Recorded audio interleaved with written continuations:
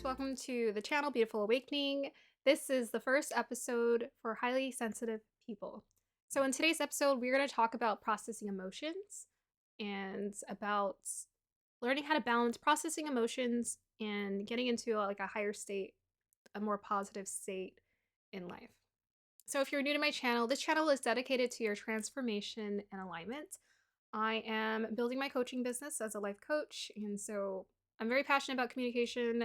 I love being creative and making these videos, but if you want to work one-on-one personally with me, then make sure you check out my availability in the description box down below, and you guys can get some more information about that. If you wanted to work with, like, let's say you had different hours or specific hours, I just put in the standard 9 to 5. My schedule is actually very flexible. Basically on summer vacation, I don't work a standard 9 to 5 at all, but I put 9 to 5 in there. But if you wanted to do like an early morning session, or let's say you wanted to do like a 9 o'clock session in the evening Pacific time, then I would be open to doing that with you. Okay, so in today's episode, I wanted to talk about the 2 most valuable things that I've learned as a highly sensitive person that has helped me to just live in this world with ease. So I know as a highly sensitive person, the 2 things that are probably the most challenging is boundaries. That's one of them. Actually, I would say 3 things because we're going to talk about those 3 things in this video. Boundaries, processing emotions, and learning how to get into a higher, more positive state. So if you're a highly sensitive person, the way that I would describe sensitivity is that you're higher up there on the spectrum. So it's like a superpower, essentially. Like you're a mutant. Your emotions are turned on a 10, whereas most people, their emotions are turned on a 5. So they can kind of operate in this world and detach a little bit easier, whereas you have a harder time.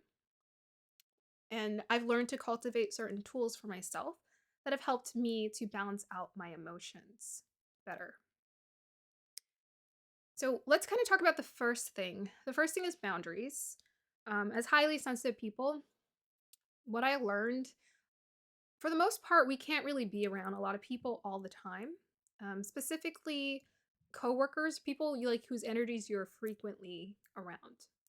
And let's say you're a very creative person and you're a performer and you're around crowds. Even they're not doing those shows like every night, night after night after night. And even if they are, they'd be smaller crowds, right? That's why concerts are so huge and they're so short and few. That's why artists go on large tours for a period of time and it's just nothing for years. It takes a lot of energy to do that. So when it comes to boundaries, I would highly recommend that you write down your desired job, your work hours, because here on this channel, we don't believe in limits. We don't believe in working a 9 to 5. If you don't want to work a 9 to 5, create a life for you that you really desire, create a schedule for you that you really desire. What we have to understand is that you can create anything in this world. And these days with the entrepreneurs and the endless entrepreneurs, you can create your ideal schedule, your ideal job. That was so funny. You can create your ideal job and it can work perfectly for you. You can find the clients, everything that you need, it's all available. So just take your time to write down what would your ideal job or schedule look like. And this is something as a highly sensitive person, you have to be very honest with yourself about, because we're not supposed to be in we can't just throw ourselves in all kind of settings of all hours of the day. We have to limit ourselves to how much people get to have of our energy. And so you have to take the protective measures so that you can recharge by getting very clear about what you can handle. So if you feel very drained in your job, then maybe think and imagine in your mind, how many hours would you want to work? So just put it out on paper first. In some future videos and episodes, we'll be talking about how we can go about manifesting that as well. As a highly sensitive person, you have to know, this is what's great about being a sensitive person. Your emotions are powerful. Your emotions are what get you the desire. And it's about, truly, I'll just share this quick secret with you, heart-centered manifestations. If you use your heart to manifest your desires, you get to them quicker and right away. And most importantly, they come to you. You magnetize them because you're emanating this love, this desire. The highest octave, the highest frequency of all is love. So you have to get very clear about what you enjoy. But first, just get clear about maybe what you feel is obtainable for you right now. Be honest about that. So the second thing we're going to talk about, the one thing I've absolutely learned that you have to do as a highly sensitive person in this world is you have to know how to process your emotions. You have to process your emotions. What does that mean to process emotions? You need to give yourself the time and the space to process your emotions first. So make sure you give yourself the time and the space. So let's say you've had a long day at work. You're not going to go out and engage and interact with the world. No, no, no. You're going to pull yourself to the side. You're going to give yourself an hour, whatever it is you need, half hour, an hour, just to be by yourself and be in your energy. And the next thing you need to do is you need to pause. Something that we're often guilty of is we start to engage. So we start to watch videos, we start to get our mind going crazy. I would highly recommend turn off the screens, no screen time, no technology. Either find a book. This will that will quiet your mind a lot easier. Find a paper and pencil. You can find something like tangible to play with. Let's say you can do a puzzle. Just find something that is no screen time that you can do where you can just allow your brain and your mind to just rest. And during this period of time, you can either take the time to journal, you could reflect, you could meditate. Just find a calming activity for you to do where you can just sort of calm down. Now, I was already hinting at it. Now I want you to start thinking about and reflecting about how this day made you feel. What happened? What did it make you feel? This is what processing emotions is. It's about being present in your body, feeling your body, connecting to your body, and away from the distractions of the bright lights and technology and people and interaction, and just getting present with yourself and hearing what your thoughts are and hearing what your emotions are. How do you feel and what are you thinking? What's racing through your mind? The more you do that, and this is why journaling is important, you write it down, the more you get clear about that, the more you learn what is working for you in life and what is not. I'm all about you following your desire. So, something I think the world teaches you is to feel bad for wanting something different than what the current circumstances are. If something isn't making you happy, listen to that. Because if it's not making you happy, it's not making you happy. It's not like, well, I should be happy. No, it's not making you happy. Your emotions are a clue. They're a direct pathway to your heart's desire, to your most authentic self, and to you living a life that is attuned to who you are. Don't be in denial of it. Hold on to it. Acknowledge it. And practice doing that. Because when you practice doing that with yourself, the world cannot tell you otherwise. Your parents, no one can say nothing about what you should or should not be doing with your life. You're deciding for yourself. Okay, so writing it down, your thoughts and processing, that's part of that. And the other part of it is being present in your body. How are you feeling? What's going on in your body? Is your heart racing? Do you feel relaxed? Do you feel tense somewhere? This is how you learn how to process your emotions. Anytime there's any kind of tension in your body, that's your body alerting you something isn't right. Something's off. The body is wise. The body knows. So if you feel tense in your work environment, something has to change. for so long, I try to make myself like my work environments when I had no business being there. It was not for me. I would stay at jobs for like it was crazy. So my first job was like 3 years, and then another job I stayed maybe for one I stayed for 6 months, but that was very toxic. Another one was for 2 years. It was also a toxic environment. And then another one I stayed at for 4 years, which was not a toxic environment, but I had no business being there. And then my previous job, I was there for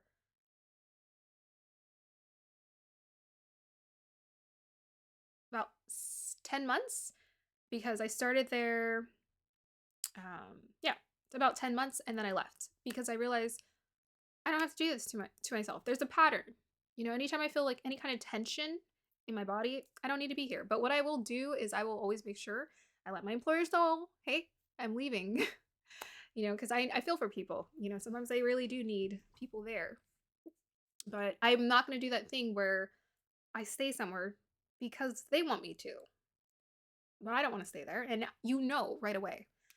So get used to seeing where the tension is in your body.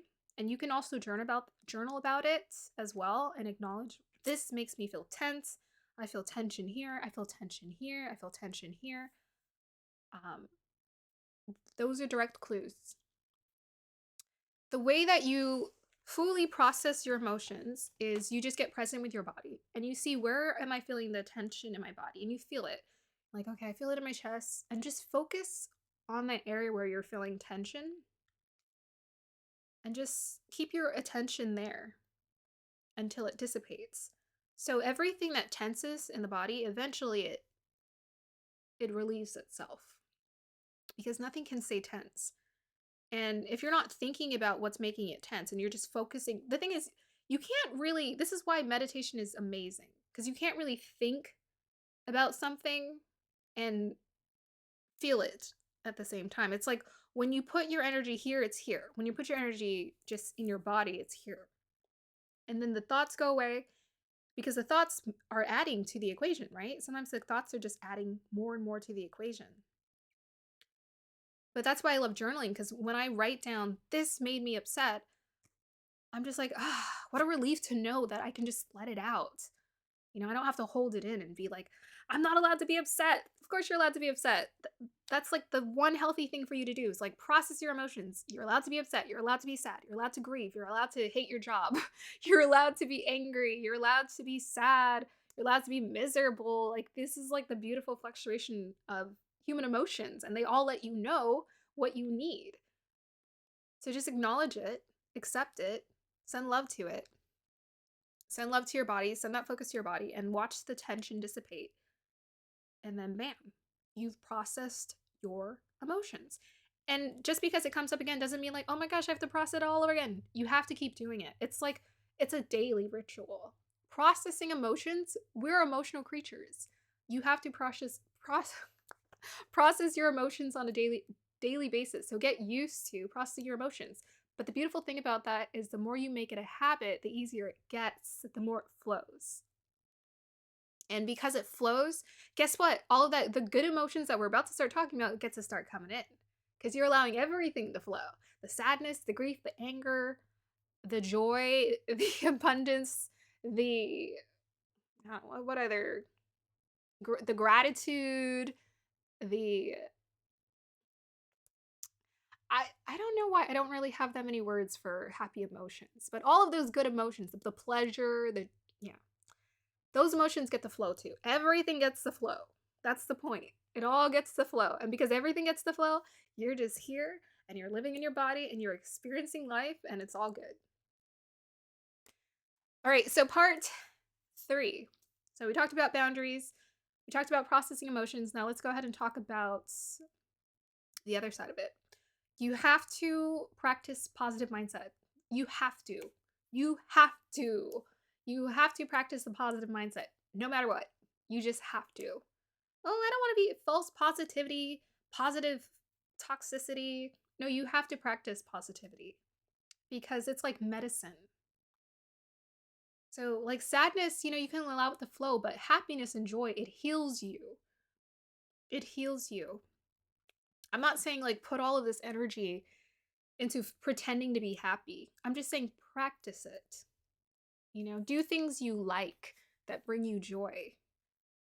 If reading a book brings you joy, go read a book instead of whatever else other activities someone else wants you to do.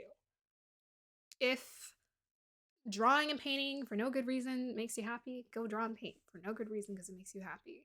If talking to people makes you happy, if making YouTube videos makes you happy, go make YouTube videos because it makes you happy. That's the beautiful thing about life. You don't need a reason.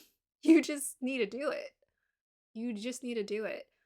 But if the outer stimulus helps you to practice it, then go ahead and practice it. But also observe it. So sometimes if you just know what happiness feels like in your body, you can create it out of nothing. You can just be happy for no good reason. And I feel like pets are so good at that. Like they'll just be like chill. So I'm thinking about my parents' dog. She'll just be very chill. But then you just call her name and then she'll start wagging her tail. Happy for nothing. I'm like, why? Well, maybe I talked to her in a high pitched voice or a higher pitched voice, and I was like, "Oh, you're so cute," da, da, da. And she's like, "Am I?" And she's happy. But just practice those good feelings and practice gratitude. Gratitude was very awkward for me. Was not very grateful child. Part of that was I'm sorry to call my parents out. I love them to death, but they always called us, my siblings, ungrateful. And probably because they gave us so much more than they had, but we didn't say thank you, right? We weren't like, oh my gosh, thank you for everything. Because it was a privilege for us. We were privileged kids. What's the other word for it? Entitled. But, my thing is, you have to teach kids gratitude, and they learn by example. So, if you teach a kid to be grateful, they know how to be grateful. If you teach a kid to be grateful about a leaf, they know how to be grateful about a leaf. It's just we learn from our experiences. So, just calling my parents out. But I had to teach myself gratitude. I had to teach myself how to be grateful, and it's like one of the best medicines ever. Is just learning how to appreciate life, look for things to be grateful. And my favorite way to be grateful for life is through my connections, through people I meet. I always feel grateful for my connections to people, and through nature. Whenever I love nature, like I love every time I drive down this hill where I live, it looks like a movie. The sky, the mountain, the trees, everything just looks perfect. And so I feel so grateful to be a witness to nature. So just find areas in your life, find one thing at least, 2 things, 5 things, make a gratitude list. Find something to be grateful about every day. Get into that positive state. Allow yourself to hope. Be excited about life just because you can.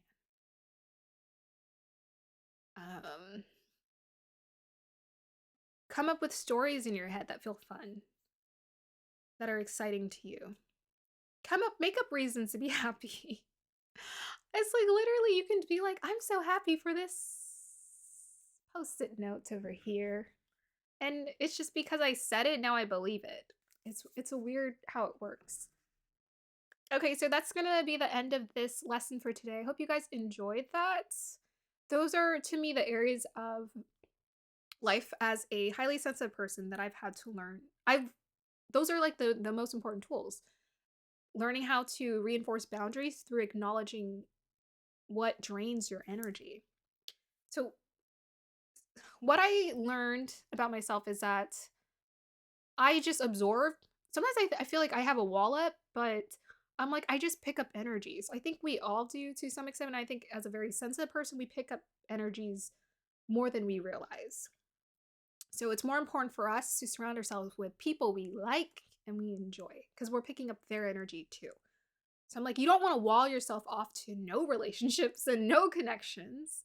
You want to learn how to establish healthy connections or to attract better connections in your life. And so I'm like, boundaries are healthy in terms of understanding what no longer fits you. And I feel like the best way to establish that is to just get clear about your desire and send it out into the universe and say, well, I no longer desire to be around this. I desire to be around this. But Abraham Hicks always talks about focus on what you want. So if you get clear about what you don't want, which honestly, as a highly sensitive person, you know what you don't like, then be so open to what you really do want. I so want and desire for these kind of connections in my life. These kind of people in my life feel great. Please, God, send them to me.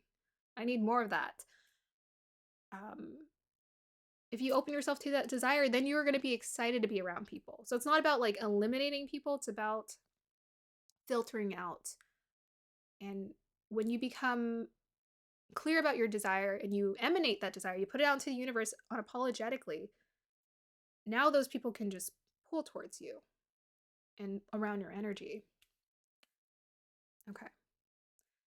That is finally the end of this lesson. I hope you guys enjoyed that. I'm going to go ahead and ding the singing bowl here to send you some positive vibrations your way.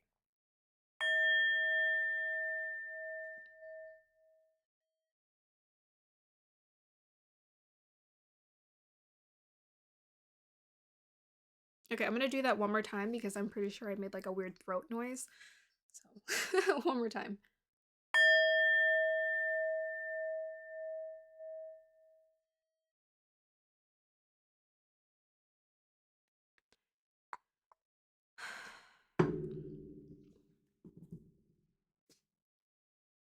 Oh, before I leave, if you're interested in one-on-one coaching with me, then go ahead and check down in the information box down below if you want to work on a different schedule. I think I mentioned this at the beginning of the video. So if you want to work with me, let me know. I will be back. I'm going to upload episodes for this series maybe every other week, not as frequently, because I kind of just like, I throw all of the gold and tips in each video, so I don't really need to make as many. But you're welcome to check out my other series. If you want to be infinite, limitless in what you desire to obtain and what you're going to obtain, then you can check out my other series, because this channel is dedicated to your transformation and